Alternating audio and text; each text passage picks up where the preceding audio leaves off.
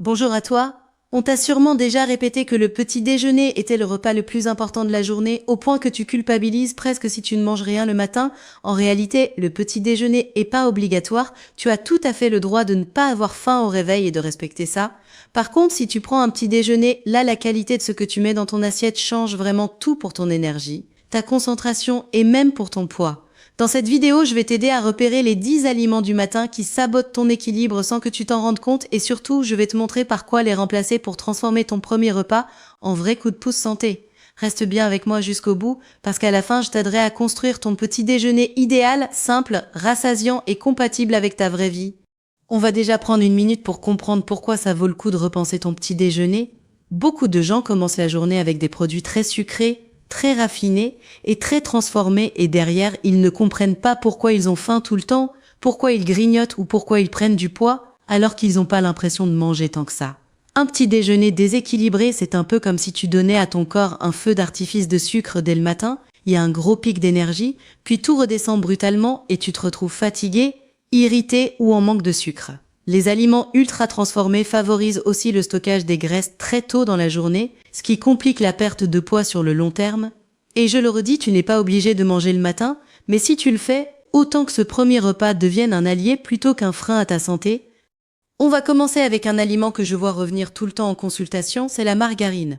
Souvent on me dit avoir remplacé le beurre par de la margarine parce que l'emballage promet un cœur en pleine forme ou une action anti-cholestérol. En réalité, le beurre, surtout quand il est fabriqué de façon traditionnelle, reste un aliment simple et ancestral, alors que la margarine est un pur produit industriel. Elle contient des graisses dites trans, qui sont des graisses très transformées, connues pour abîmer tes artères et augmenter le risque de problèmes cardiovasculaires quand on en consomme trop. Et point important, il n'y a pas moins de matière grasse dans la margarine que dans le beurre, les deux sont très riches en lipides. Tu n'as donc aucun avantage à la choisir, au contraire. Si tu aimes tartiner quelque chose sur ton pain le matin, reviens plutôt à un bon beurre traditionnel en petite quantité, idéalement issu de vaches nourries à l'herbe. On va maintenant parler d'un classique des petits déjeuners, les fameuses céréales du matin. Les boîtes colorées donnent l'impression d'être pleines de vitalité, de vitamines et d'énergie pour toute la matinée, que ce soit pour toi ou pour tes enfants. Mais derrière le marketing, la réalité est bien différente.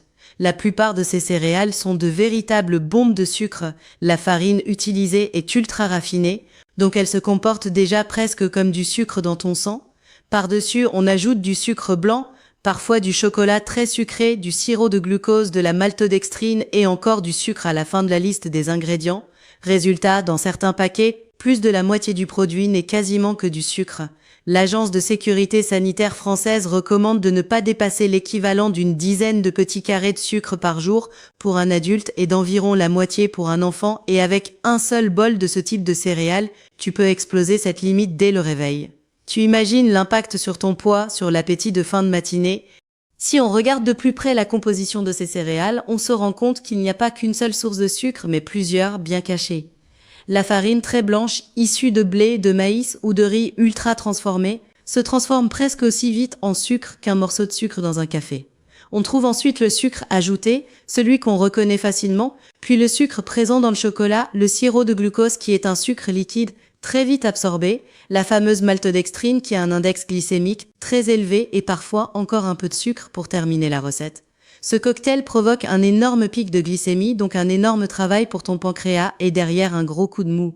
Ce n'est pas grave de manger ce type de céréales de temps en temps par plaisir, mais au quotidien c'est un vrai piège. Une alternative beaucoup plus saine, c'est de te faire un mélange maison avec des flocons d'avoine nature, quelques morceaux de fruits frais, une poignée de noix ou d'amandes et éventuellement un peu de chocolat noir riche en cacao pour le côté gourmand. On va continuer avec un autre grand classique du matin, le jus d'orange. Dans l'imaginaire collectif, le verre de jus d'orange, c'est le symbole de la vitalité, de la vitamine C et d'un petit déjeuner parfait. En réalité, du point de vue nutritionnel, ce n'est pas si idéal que ça. D'abord, quand tu presses ou que l'on presse des oranges pour en faire un jus, on détruit presque toute la partie fibreuse du fruit, ces petits fils blancs qui ralentissent l'absorption du sucre et qui nourrissent tes bonnes bactéries intestinales. Ensuite, en termes de quantité, pour remplir un grand verre, tu as besoin de 3 à 4 oranges, ce qui est bien plus que ce que tu croquerais naturellement si tu mangeais le fruit entier. Tu te retrouves donc avec une énorme dose de sucre, sans les fibres pour en limiter les dégâts. Et pour finir, la plupart des jus du commerce sont pasteurisés, donc chauffés, ce qui caramélise les sucres et les rend encore plus addictifs pour ton cerveau. La meilleure option reste de manger une vraie orange de saison, locale si tu peux, de bien la mastiquer et de profiter de ses fibres, de sa satiété et d'une libération beaucoup plus progressive du sucre. On va rester dans la famille des fruits transformés avec les compotes industrielles. Elles semblent souvent plus saines parce qu'on se dit que cela reste du fruit, que c'est pratique à emporter et que c'est mieux qu'un biscuit. Le problème, c'est que pour obtenir cette texture lisse, le fruit a été cuit puis broyé, ce qui abîme fortement la structure des fibres. On n'est pas du tout sur la compote maison pleine de morceaux que ta grand-mère préparait dans sa casserole. Les compotes en gourde ou en pot du commerce ont perdu une bonne partie de leur intérêt nutritionnel, et si on n'y prend pas garde, elles peuvent contenir des sucres ajoutés en plus des sucres naturellement présents dans le fruit. Cela ne veut pas dire qu'il faut les bannir à vie. L'important est de choisir des compotes sans sucre ajouté et de les voir comme un dépannage pratique plutôt que comme ton principal apport en fruits. Si tu manges par exemple 3 portions de fruits dans la journée, une de ces 3 portions peut être une compote, mais essaie de garder les 2 autres sous forme de fruits entiers, avec leur peau, leurs fibres et tous leurs nutriments. On va maintenant parler du pain blanc, celui de la baguette classique qui croustille mais qui est fabriqué avec une farine très raffinée. Quand tu manges du pain blanc, des pâtes blanches, du riz blanc ou même un petit carré de sucre, au final ce que ton corps voit dans ton sang c'est la même chose, du glucose, donc du sucre. Plus la farine est blanche, plus elle a été débarrassée de ses fibres et de ses enveloppes protectrices. Résultat, le sucre qu'elle contient arrive très vite dans ton sang, ce qui provoque un pic de glycémie rapide suivi d'une chute tout aussi rapide. C'est exactement ce qui se passe avec la baguette très blanche du supermarché ou avec certains pains industriels pré-cuits. Manger ce type de pain tous les matins, surtout si tu ajoutes déjà d'autres sources de sucre, c'est entretenir ces montagnes russes glycémiques qui fatiguent ton organisme et favorisent le stockage de graisse. Heureusement, il existe des options beaucoup plus intéressantes chez ton boulanger, sans renoncer au plaisir du pain, Pour bien choisir ton pain, il faut comprendre la notion d'index glycémique, qui est simplement la vitesse à laquelle un aliment fait monter ton sucre sanguin. Un index glycémique bas, c'est un aliment qui donne de l'énergie progressivement pendant plusieurs heures, comme du pain complet ou des flocons d'avoine. Un index modéré, c'est par exemple un pain semi-complet, qui reste correct si tu ne forces pas trop sur les quantités. Un index élevé, c'est le pain blanc de base qui fait monter le sucre très vite, puis redescendre aussi vite. Et un index très élevé, c'est la baguette blanche industrielle qui se comporte presque comme du sucre pur.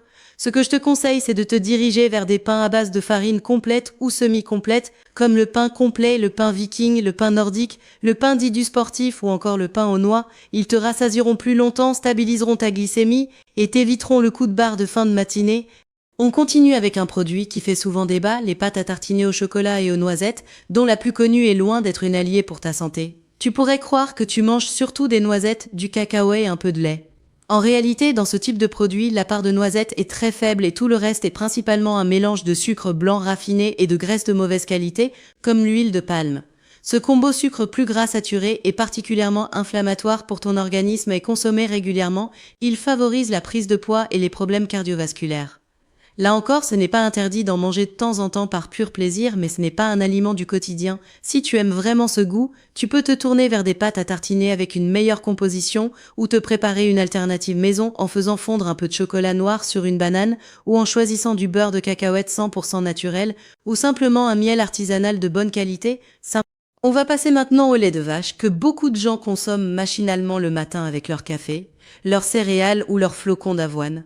Chez l'adulte, ce n'est clairement pas le produit laitier le plus intéressant, il contient du lactose qui est un sucre du lait de plus en plus difficile à digérer avec l'âge, même si tu n'es pas officiellement intolérante. De nombreuses études montrent qu'une consommation excessive de lait peut favoriser un terrain inflammatoire dans le corps, avec à la clé des troubles digestifs, des ballonnements ou parfois des douleurs articulaires. En plus, il est relativement pauvre en protéines par rapport à d'autres produits laitiers comme les yaourts ou le fromage blanc. Et comme pour les jus, le lait est souvent chauffé à très haute température, ce qui caramélise ses sucres et peut rendre le tout plus addictif.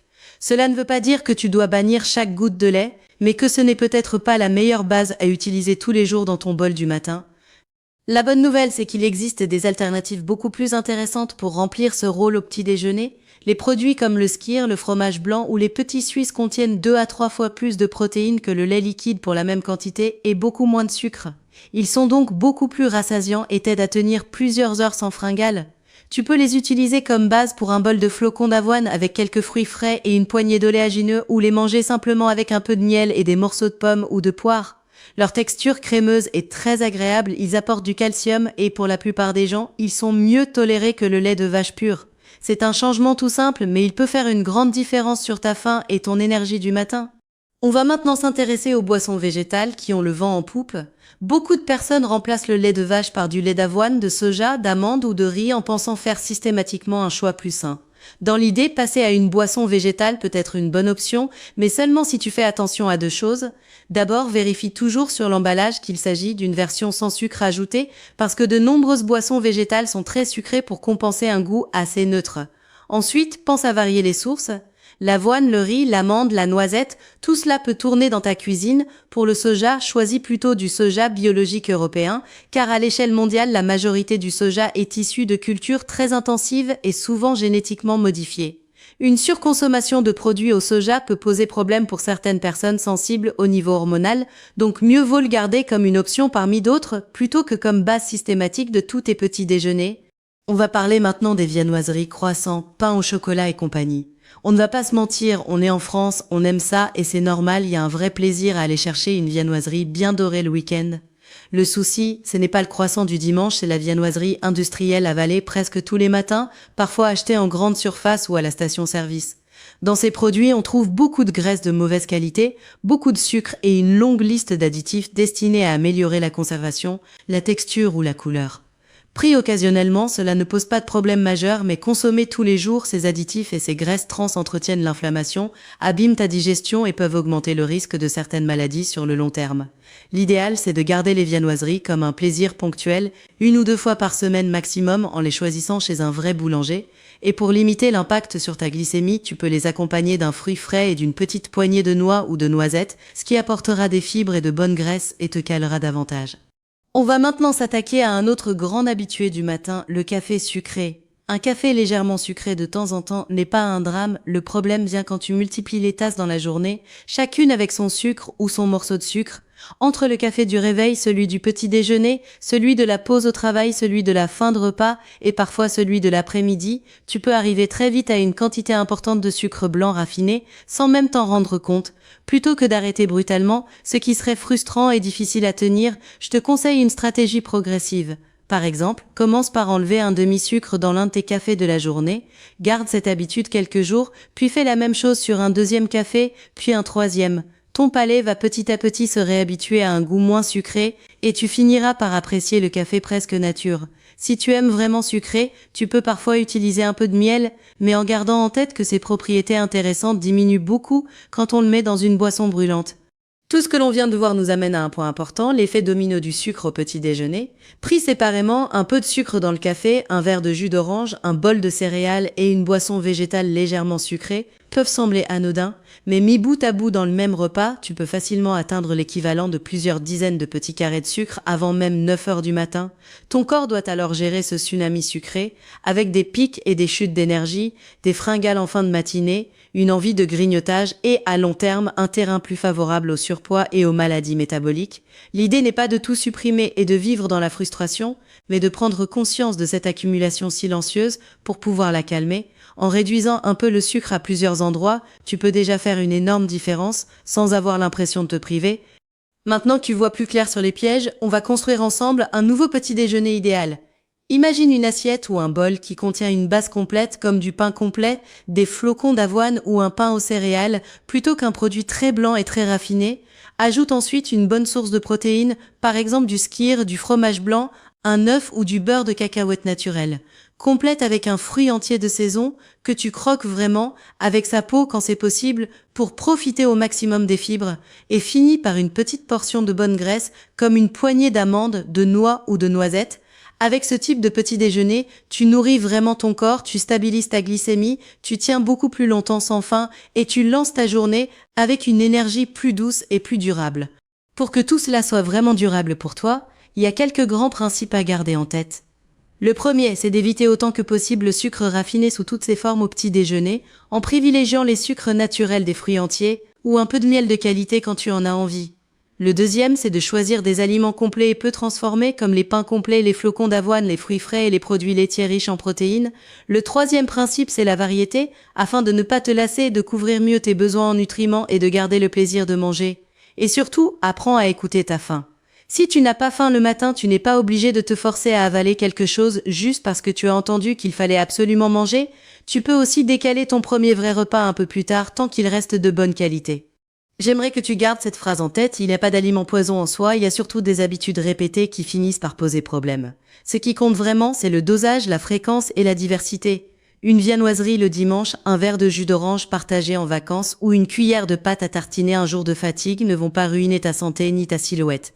Par contre, le même schéma très sucré, très transformé, répété tous les matins pendant des années, oui, cela finit par impacter ton énergie, ton poids et ton bien-être. La bonne nouvelle, c'est que tu n'as pas besoin d'être parfaite pour aller mieux. En améliorant petit à petit ton petit déjeuner, tu transformes non seulement ta matinée, mais aussi ta journée et à terme ta santé globale. Tu mérites de commencer tes journées avec un carburant qui respecte ton corps. On va terminer tranquillement. On a vu ensemble pourquoi certains aliments du matin comme la margarine, les céréales très sucrées, les jus de fruits, le pain blanc, certaines pâtes à tartiner, le lait de vache, les boissons végétales sucrées, les viennoiseries industrielles ou les cafés très sucrés peuvent saboter ton énergie et ta ligne quand ils reviennent trop souvent. Et tu as maintenant plein d'alternatives simples pour construire un petit déjeuner beaucoup plus rassasiant et équilibré sans passer ta vie en cuisine. Dis-moi en commentaire lequel de ces aliments tu as le plus envie de remplacer en premier et ce que tu envisages de mettre à la place. Si ce contenu t'a aidé, tu peux laisser un like, ça m'aide énormément à faire circuler ces informations et abonne-toi pour ne pas rater les prochaines vidéos. Je suis là plusieurs fois par semaine pour t'aider à mieux comprendre ton corps et ton alimentation. Merci d'avoir passé ce moment avec moi, prends soin de toi et de ton petit déjeuner et on se retrouve très vite, salut!